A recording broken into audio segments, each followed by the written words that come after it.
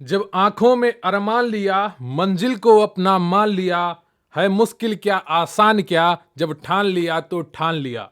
नमस्कार, जय हिंद दोस्तों, स्वागत है आपका quick revision classes YouTube channel पर। आज का आपका टॉपिक है भारत का संवैधानिक विकास। जी हाँ, अंग्रेजी शासन के सभी एक्ट आपको एक क्लास में देखने को मिलेंगे। हर परीक्षा में ये एक्ट पूछे जाते हैं। जहां पर भी आधुनिक भारत का इतिहास से जुड़े हुए प्रश्न आते हैं, जहां पर भी भारतीय संवैधानिक विकास से जुड़े हुए प्रश्न आते हैं, वहां पर इस टॉपिक से जुड़े हुए प्रश्नों की आने की संभावना 101% होती है। चाहे आप बीडीओ की परीक्षा देने वाले हों, या यूपी पीसीएस की परीक्षा देने वाले हों, या इलाहाबाद हाईकोर्ट की परीक्षा देने वाले हों, या एसएससी जीडी की परीक्षा देने वाले हों, या एसएससी सीजीएल की परीक्षा देने वाले हों, यहां से आपको 2 प्रश्न कम से कम अपनी परीक्षा में छपे मिलेंगे। और मैं गारंटी के साथ कहता हूं, अगर आपने ये आज पूरी क्लास पढ़ ली तो दोबारा ये टॉपिक आपको पढ़ने की आवश्यकता नहीं होगी। इसी क्लास में आप पूरा ये टॉपिक रिवाइज करके जाएंगे, अध्ययन करके जाएंगे, और दोबारा पढ़ने की आपको आवश्यकता नहीं होगी। इसलिए सबसे पहले वीडियो को लाइक कर लीजिए और चैनल को सब्सक्राइब कर लीजिए, और सौगंध लीजिए कि ये वीडियो अंत तक देखेंगे और आज ये टॉपिक पूरा कंप्लीट करके जाएंगे, ताकि इस टॉपिक को दोबारा ना पढ़ना पड़े, बार बार यहां पर नहीं घुसना पड़े। जो भी चीज शुरू करिए उसे पूरा खत्म करिए। अपना स्वाभिमान भी बढ़ेगा, अपना आत्मविश्वास भी बढ़ेगा, अगर आप काम को शुरू करके पूरा करने का ठान लेंगे। तो चलिए बिना वक्त गवाए शुरू करते हैं भारत का संवैधानिक विकास।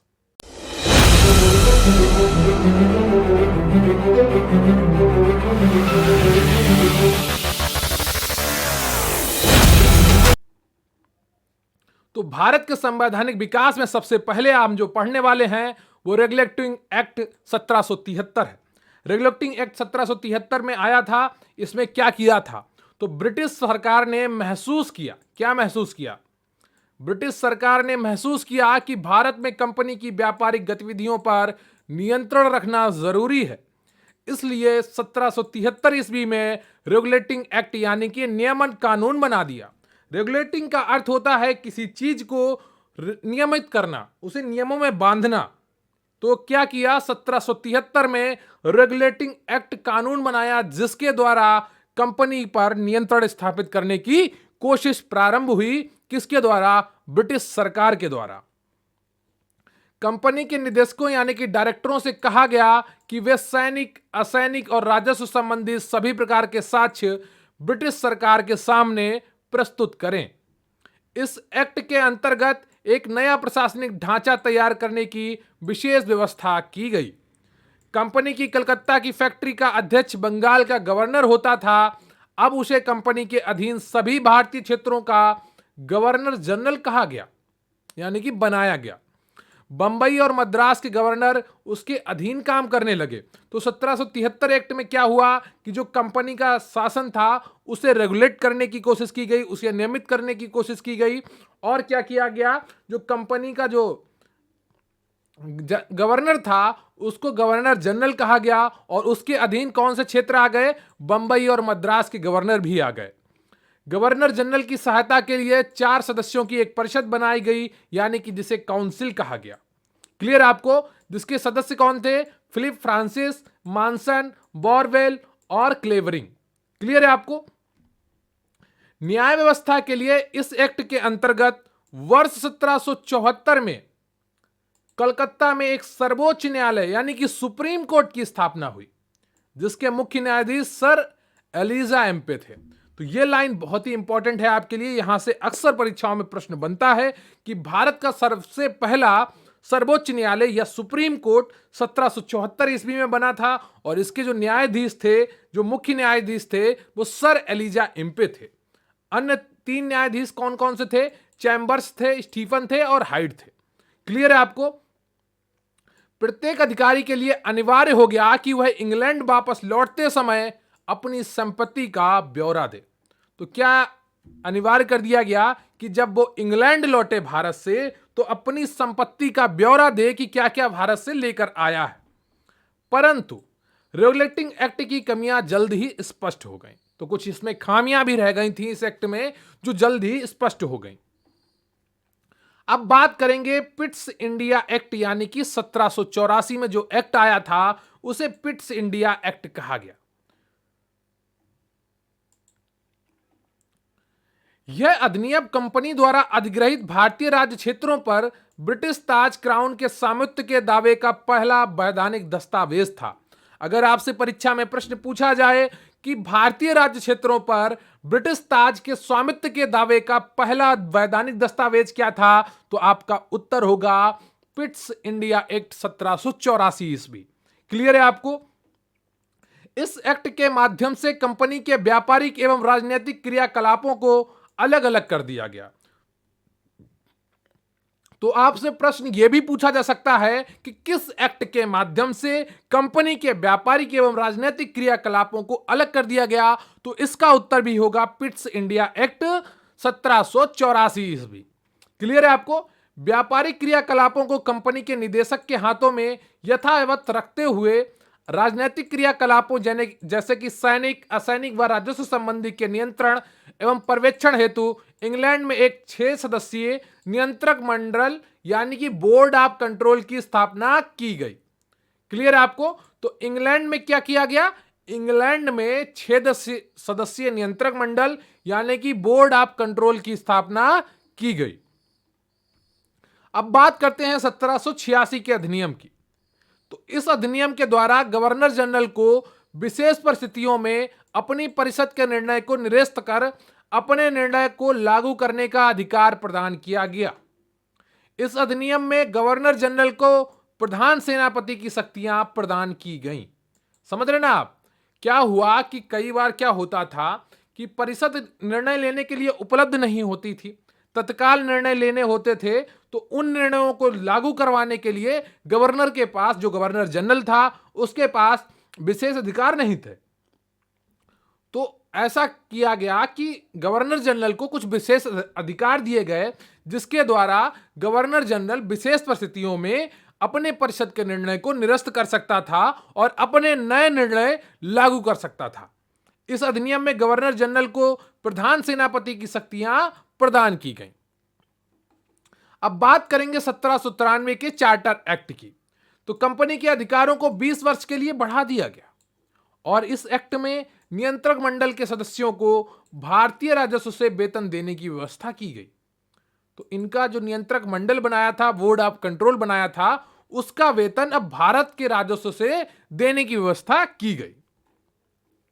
अब बात करते हैं चार्टर एक्ट 1813 की। तो यह बहुत ही महत्वपूर्ण था। यहां से अक्सर परीक्षाओं में प्रश्न पूछे जाते हैं, चाहे 1773 का एक्ट हो, चाहे 1813 का हो और चाहे 1833 का हो। ये तीनों एक्ट बहुत ही इंपॉर्टेंट है। 1784 का पिट्स इंडिया एक्ट भी बहुत इंपॉर्टेंट है क्योंकि यहां से प्रश्न परीक्षाओं में पूछे ही जाते हैं। आपको गहन फोकस के साथ इन सभी को देखना चाहिए। एक एक बार जब आप देखेंगे और इनसे जुड़े हुए जब आप प्रश्नों को करेंगे तो निश्चित रूप से आप वो सब मजा ले रहे होंगे जो एक पढ़ने वाला छात्र लेता है। देखिए, पढ़ाई को मजे के साथ लीजिए, आनंद के साथ पढ़िए। अगर बोझा बनाकर पढ़ेंगे तो फिर मजा नहीं आएगा, आप बोर हो जाएंगे। बोरियत उसी को आती है, एक तो जिसका फोकस बिगड़ा हुआ होता है और दूसरा वो जिसके अंदर ऊर्जा की कमी होती है, उत्साह की कमी होती है। और उत्साह की कमी उसी के अंदर होती है जो गलत चीजों पर, अनावश्यक चीजों पर अपनी एनर्जी को, अपनी ऊर्जा को खर्च कर रहा होता है। तो अपने ऊर्जा को बढ़ाने के लिए आप क्या कर रहे हैं उस पर भी आपका फोकस होना चाहिए, तभी एक एक चीज आपके दिमाग में बैठेगी और कभी भी आप पढ़ाई से बोर नहीं होंगे। क्लियर है आपको? पढ़ाई तो एक मजे की चीज है। देखिए, जितने भी विद्वान हैं वो महीनों तक, सालों तक किताबें पढ़ते रहते हैं, लिखते रहते हैं। क्यों? क्योंकि उनको मजा आ रहा होता है उसमें। अगर आपने भी एक बार ये पढ़ाई का मजा ले लिया ना, तो सही मानिए फिर किताबें आपकी दोस्त बन जाएंगी। आपसे ये फेसबुक, व्हाट्सएप, इंस्टाग्राम का ये जो भूत है ना, इसके आगे जो किताबों का मजा है ना, उसके आगे ये सब फीका हो जाएगा। तो चलिए बिना वक्त गवाए शुरू करते हैं चार्टर एक्ट 1813 के बारे में। तो इस एक्ट के द्वारा भारत में कंपनी का व्यापारिक एकाधिकार समाप्त हो गया। समझ रहे ना? तो आपसे प्रश्न पूछा जा सकता है, किस एक्ट के द्वारा कंपनी का व्यापारिक एकाधिकार समाप्त हो गया? तो यह था चार्टर एक्ट 1813। लेकिन इसमें एक ट्विस्ट था। अब वो ट्विस्ट क्या था? वो ट्विस्ट ये था कि कंपनी का चीन व चाय के व्यापार पर एकाधिकार बना रहा। चीन के साथ व्यापार और चाय के व्यापार पर एकाधिकार अभी भी कंपनी के पास है, लेकिन बाकी चीजों पर जो कंपनी का एकाधिकार था व्यापार का, वो समाप्त कर दिया गया। किसके द्वारा? चार्टर एक्ट 1813 के द्वारा। क्लियर है आपको? इस एक्ट के तहत कंपनी को भारत में शिक्षा पर 1 लाख रुपया व्यय करने का प्रावधान था।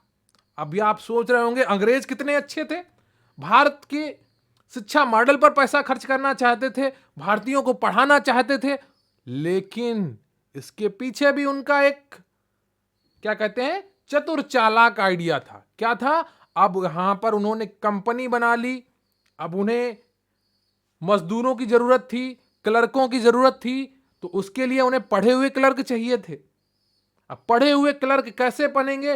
पैदा तो होंगे नहीं, उन्हें बनाना पड़ेगा। इसके लिए कंपनी ने क्या किया कि भारत में शिक्षा पर 1 लाख रुपया व्यय करने का प्रावधान बनाया कि इन्हें पढ़ाओ और अपने काम में लाओ, ये सस्ते में आपको काम करके देंगे। क्लियर है आपको? तो इस एक्ट के तहत कंपनी को भारत में शिक्षा पर 1 लाख रुपया व्यय करने का प्रावधान था।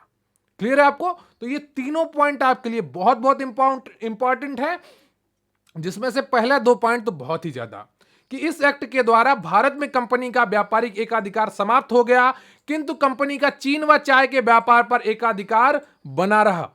हजारों बार यह प्रश्न परीक्षाओं में पूछा गया है, हजारों बार।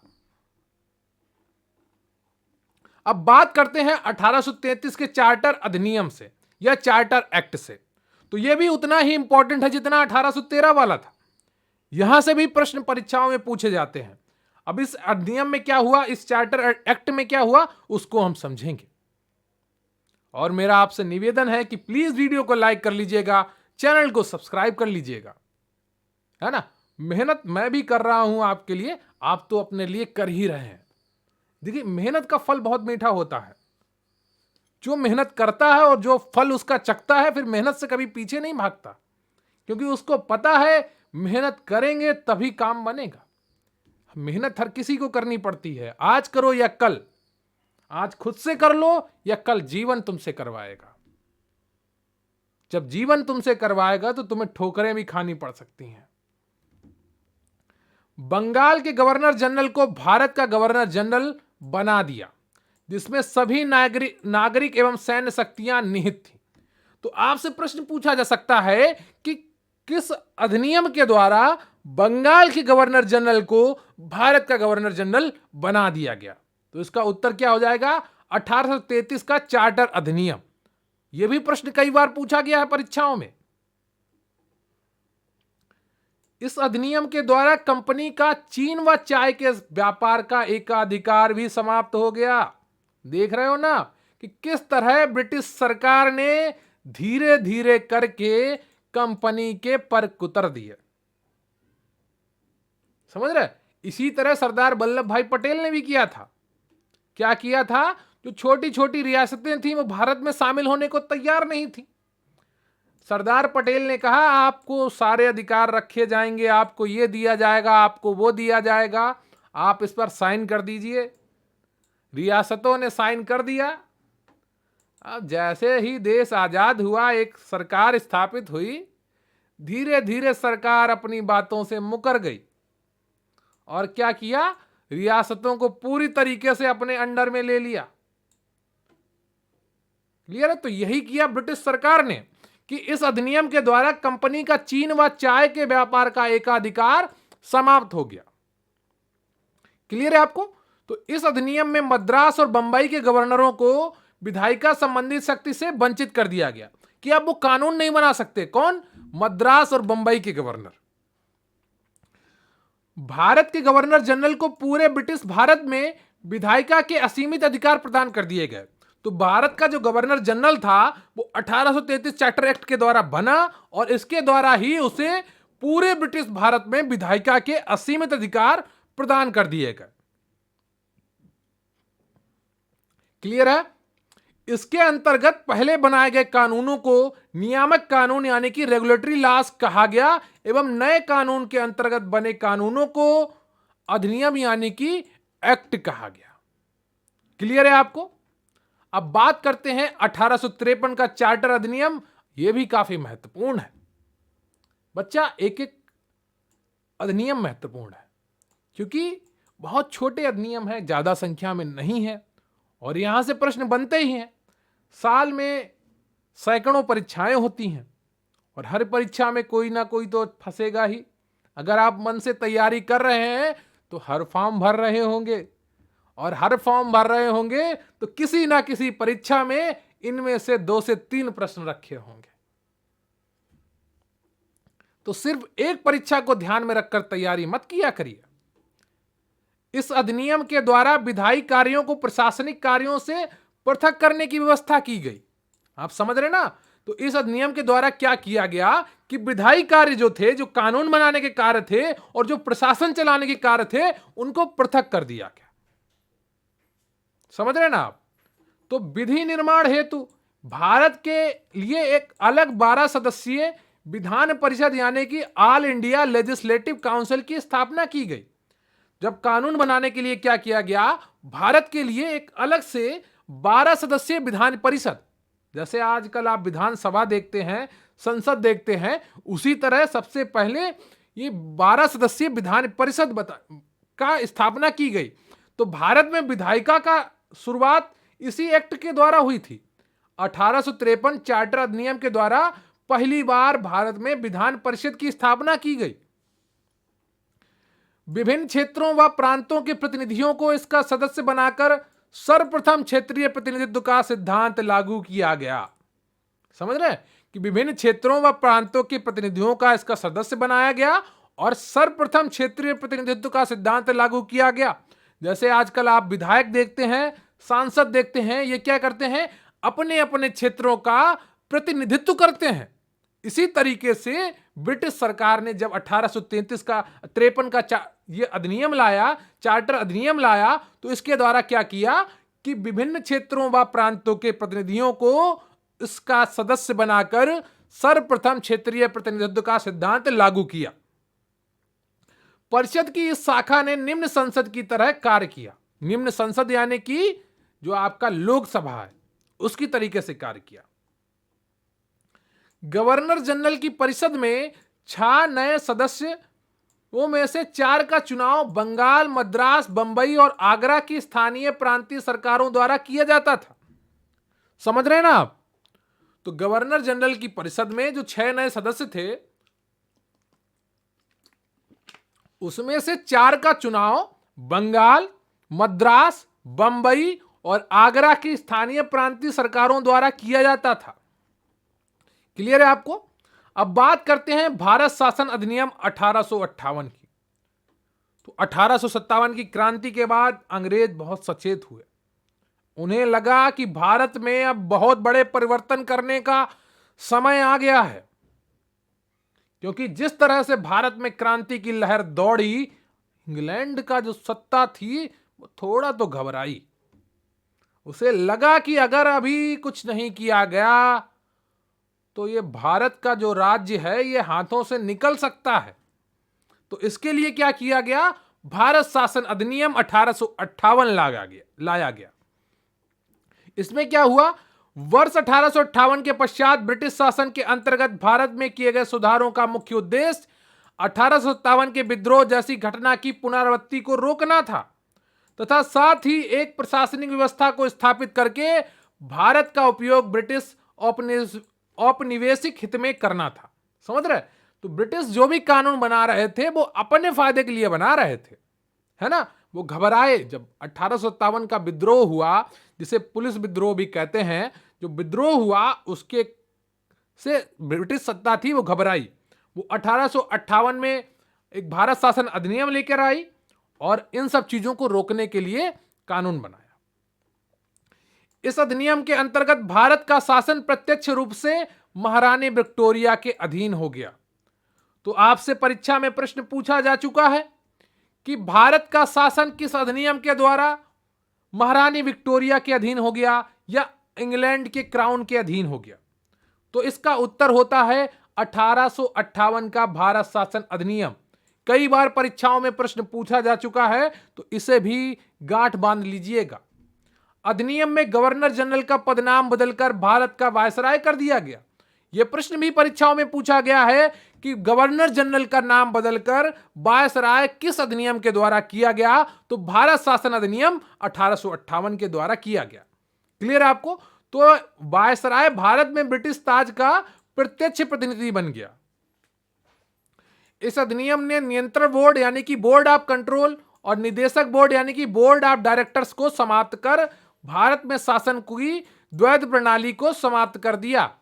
क्लियर है आपको? तो परीक्षा में प्रश्न पूछा जा चुका है कि नियंत्रण बोर्ड और निदेशक बोर्ड को किस अधिनियम के द्वारा समाप्त किया गया। तो भारत शासन अधिनियम 1858 के द्वारा समाप्त किया गया है। अब बात करेंगे भारत परिषद अधिनियम 1861 की। देखिए, अब जल्दी जल्दी कानून आएंगे क्योंकि ब्रिटिशों को पता चल गया है, अंग्रेजों को, कि भारत में क्रांति आ चुकी है, अब ढील नहीं दी जा सकती है। तो अब जल्दी जल्दी कानून बनाए जाएंगे। तो 1861 के अधिनियम द्वारा भारत में संवैधानिक विकास का सूत्रपात किया गया। तो आपसे पूछा जा सकता है प्रश्न कि भारत में संवैधानिक विकास का सूत्रपात किस अधिनियम के द्वारा किया गया। तो आपका उत्तर हो जाएगा भारत परिषद अधिनियम 1861 के द्वारा। क्लियर है आपको? तो इस कानून के द्वारा अंग्रेजों ने ऐसी नीति प्रारंभ की जिसे सहयोगी नीति यानी कि पॉलिसी ऑफ एसोसिएशन या उदार निरंकुशता यानी कि बेनेवोलेंट डिस्टॉर्शन की संज्ञा दी गई। क्लियर है आपको? तो आपसे प्रश्न पूछा जा सकता है संयोग की नीति किस अधिनियम के द्वारा आई थी। तो भारत परिषद अधिनियम 1861 के द्वारा अंग्रेज सहयोग की नीति या उदार निरंकुशता की नीति लेकर आए थे। इसके माध्यम से सर्वप्रथम भारतीयों को शासन में भागीदार बनाने का प्रयत्न किया गया। 1861 के अधिनियम द्वारा गवर्नर जनरल को अध्यादेश जारी करने की शक्ति प्रदान की गई। इस शक्ति के प्रयोग वह स्वविवेक से कर सकता था। तो आपसे प्रश्न पूछा जा सकता है कि किस अधिनियम के द्वारा सर्वप्रथम भारतीयों को शासन में भागीदार बनाने का प्रयत्न किया गया। तो उत्तर क्या हो जाएगा? भारत परिषद अधिनियम 1861। देखिए, मैं चीजें आपको बार बार पढ़कर इसलिए बता रहा हूं ताकि ये चीजें आपके दिमाग में बैठ जाएं। और देखिए, जितना आप सुनेंगे और जितना ज्यादा फोकस के साथ सुनेंगे, निश्चित रूप से आपका 101% फायदा होगा। 1861 के अधिनियम द्वारा गवर्नर जनरल को अध्यादेश जारी करने की शक्ति प्रदान की गई। यह भी लाइन आप मोस्ट इंपॉर्टेंट कर लीजिएगा। बंधुओं, अब बात करेंगे भारत परिषद अधिनियम 1892 की। इसमें क्या हुआ? तो इसके माध्यम से केंद्रीय और प्रांतीय विधान परिषदों में अतिरिक्त गैर सरकारी सदस्यों की संख्या में वृद्धि की गई। यद्यपि बहुमत सरकारी सदस्यों का ही रहता था। इस अधिनियम में गैर सरकारी सदस्यों की नियुक्ति हेतु अप्रत्यक्ष निर्वाचन का प्रावधान किया गया। विधान परिषद की शक्तियों में वृद्धि हुई। अब इसे आर्थिक नीति तथा बजट पर बहस करने की अनुमति प्राप्त हुई। तो ये लाइन यहां पर आपके लिए इंपॉर्टेंट हो जाती है। वैसे भारत परिषद अधिनियम 1892 से ज्यादा प्रश्न नहीं बनते हैं, लेकिन आप ये चीजें आप जो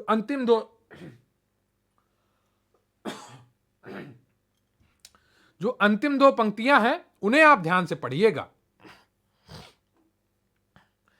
परिषद के सदस्यों को जनहित से संबंधित मुद्दों पर भी प्रश्न पूछने का अधिकार प्राप्त था।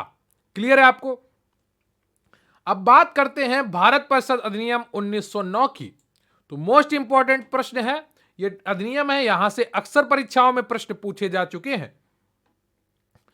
इस अधिनियम को मार्ले मिंटो सुधार के नाम से भी जाना जाता है। कहीं पर मिंटो मार्ले सुधार लिखकर आएगा, कहीं पर मार्ले मिंटो सुधार लिखकर आएगा, तो उससे आप बिल्कुल भी कंफ्यूज मत होइएगा। क्लियर है आपको?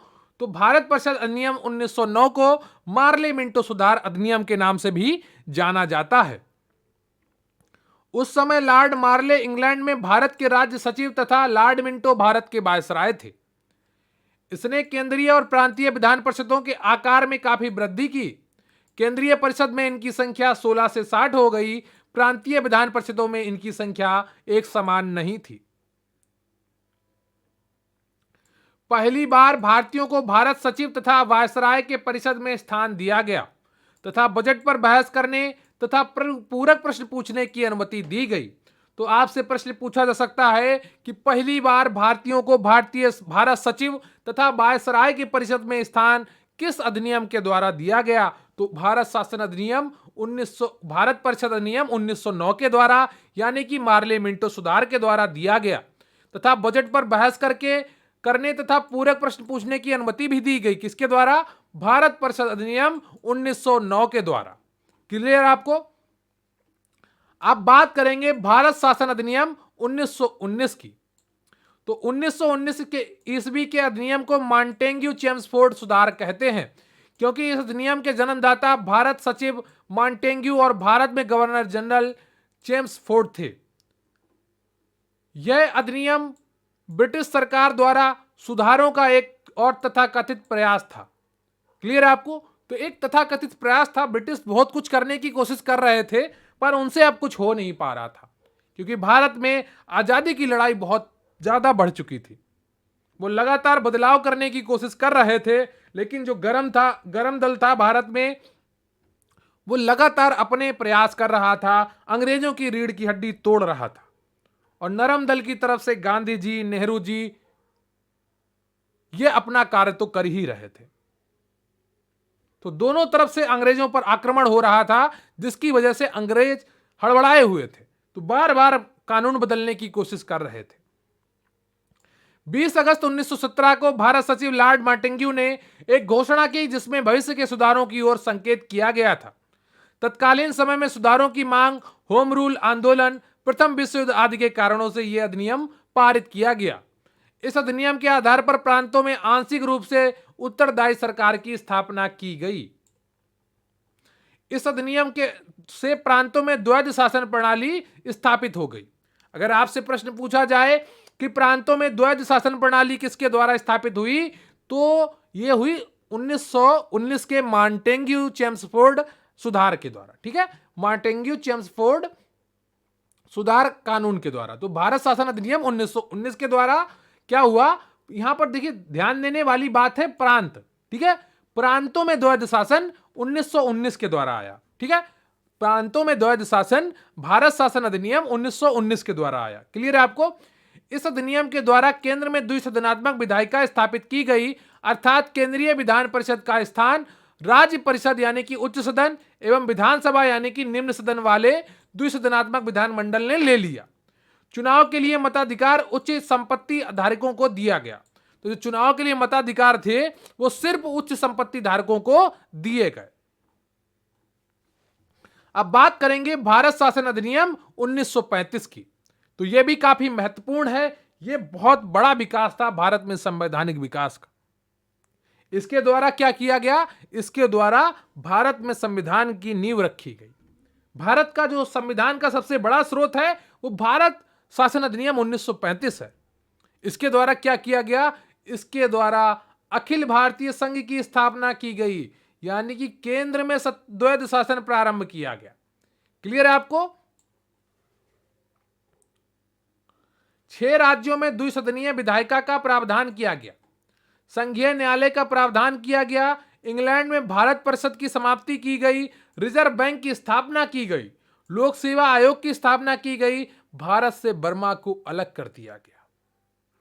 पहले भारत से बर्मा को अलग कर दिया गया। सांप्रदायिक प्रतिनिधित्व का विस्तार किया गया।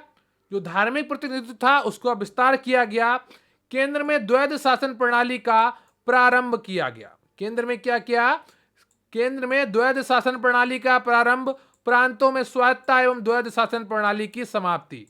प्रांतों के पास से अब स्वायत्ता समाप्त कर दी गई और द्वैध शासन प्रणाली भी समाप्त कर दी गई। क्लियर है आपको? तो ये रहा मुख्य बातें थी 1935 अधिनियम की। इसके द्वारा अखिल भारतीय संघ की स्थापना हुई। 6 राज्यों में द्विसदनीय विधायिका का प्रावधान किया गया। संघीय न्यायालय का प्रावधान किया गया। इंग्लैंड में भारत परिषद की समाप्ति की गई, रिजर्व बैंक की स्थापना की गई, लोक सेवा आयोग की स्थापना की गई, भारत से बर्मा को अलग किया गया, सांप्रदायिक प्रतिनिधित्व का विस्तार किया गया, केंद्र में द्वैध शासन प्रणाली का प्रारंभ, प्रांतों में स्वायत्तता एवं द्वैध शासन प्रणाली की समाप्ति कर दी गई। क्लियर है आपको? तो ये रहा आपका भारत का संवैधानिक विकास, जिसमें आपने सभी प्रमुख कानून, अधिनियम और एक्ट पढ़ लिए हैं। वीडियो की परीक्षा हो आपकी, या यूपीपीसीएस की, या एसएससी जीडी की, या एसएससी सीजीएल की, अगर इन टॉपिक से जुड़े हुए प्रश्न आएंगे तो 101% आप उन प्रश्नों को सही कर पाएंगे, अगर आपने ये वीडियो पूरा देखा है।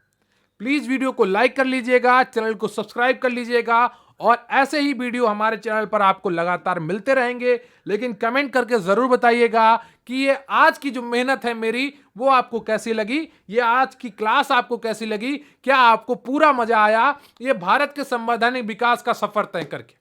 आपको अंग्रेजों का शासन कैसा लगा? क्या अंग्रेजों ने किसी कानून को बनाकर गलती की, या किसी कानून को बनाकर बहुत अच्छा किया? कमेंट बॉक्स में जरूर लिखिएगा।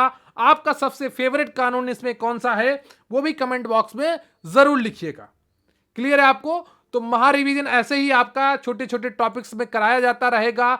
बहुत ही जल्दी आपको अन्य टॉपिक्स के वीडियो भी मिलेंगे, इसलिए प्लीज चैनल को सब्सक्राइब कर लीजिएगा और वीडियो को लाइक कर लीजिएगा। तो बहुत बहुत धन्यवाद आपका। Thank you very much. जय हिंद, जय भारत।